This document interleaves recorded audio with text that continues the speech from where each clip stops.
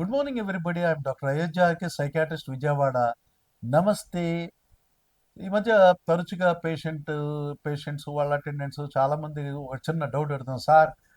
మ్, ఈ సైకో అనే పదం చాలా విరివిగా వాడేస్తూ ఉంటాం.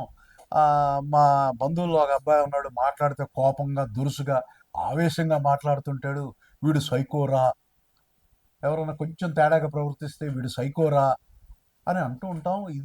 ఇది కరెక్టా? సైకో అనే పదం ఇంత విచ్చలవిడిగా మనం వాడేయచ్చా అంటే కాదు.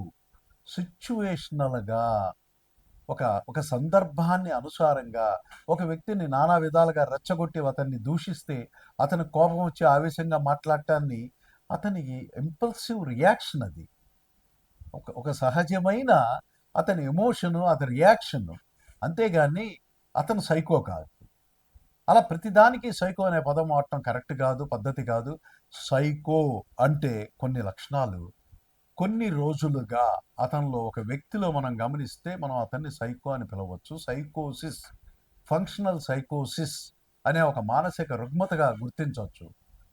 అంటే ఏంటి సైకోసిస్ అంటే? సైకో అంటే ఏ ఏ లక్షణాలు ఉంటాయి? అబ్నార్మల్గా ప్రవర్తించటం, చాలా తేడాగా ప్రవర్తించటం, ఒంటి మీద వస్త్రధారణ ఉందో లేదో కూడా గమనించుకోకపోవటం, తన రోజువారీ కాలకృత్యాలు కూడా గమనించకుండా ఎక్కడ పడితే అక్కడ తిరగటం, రోడ్డు మీద అసభ్యంగా ప్రవర్తించటం, తనలో తాను మాట్లాడుకుంటూ, నవ్వుకుంటూ, గొనుక్కుంటూ, కేకలేస్తూ, అరుస్తూ, దూషిస్తూ తిరగటం. మరి ఆ, అక్కడ మనుషులు లేకపోయినా ఏవో మాటలు వినిపిస్తున్నాయి, నన్ను ఎవరో పిలుస్తున్నారు, నన్ను దూషిస్తున్నారు, తిడుతున్నారు అని చెప్పటం. అక్కడ ఏమీ లేకపోయినా అకారణంగా నన్ను ఎవరో చంపడానికి వస్తున్నారు, నా ఎంట పడుతున్నారు, నాకు విషప్రయోగం చేస్తున్నారు, నాకు చేతబడి చేస్తున్నారు అనే భ్రమలు, భ్రాంతులకు లోనవ్వటం. పైగా ఇదంతా కూడా నీకేదో ఒక తేడా, పిచ్చో లేకపోతే ఉన్మాదమా, మానసిక రుగ్మతో ఉందిరా అంటే అబ్బే నాకేం లేదు, ఇదంతా నిజమే. దీన్ని లాస్ ఆఫ్ ఇన్సైట్ అంటాం. తనకు ఉన్న సమస్యను తను గుర్తించలేక మానసికంగా మదనపడుతూ జబ్బును గుర్తించలేకపోవటం, మళ్ళీ ఎవరైనా డాక్టర్కి చూపిద్దామంటే అది నీకే ఉంది అని ఎదురు తిరగటం, ఇత్యాది లక్షణాలు సైకోసిస్లో ఉంటాయి. వీళ్ళల్లో జడ్జిమెంట్ కెపాసిటీ కూడా తేడా ఉంటుంది.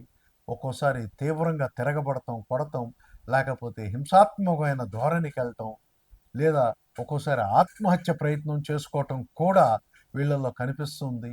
ఇలాంటి లక్షణాలు గమనిస్తే సైకోసిస్గా గుర్తించి వెంటనే మానసిక వైద్యానికి తీసుకెళ్ళటం అనేది అన్ని విధాల ఉత్తమం. మీ doctor Ayodhya RK, psychiatrist, Vijayawada. నమస్తే.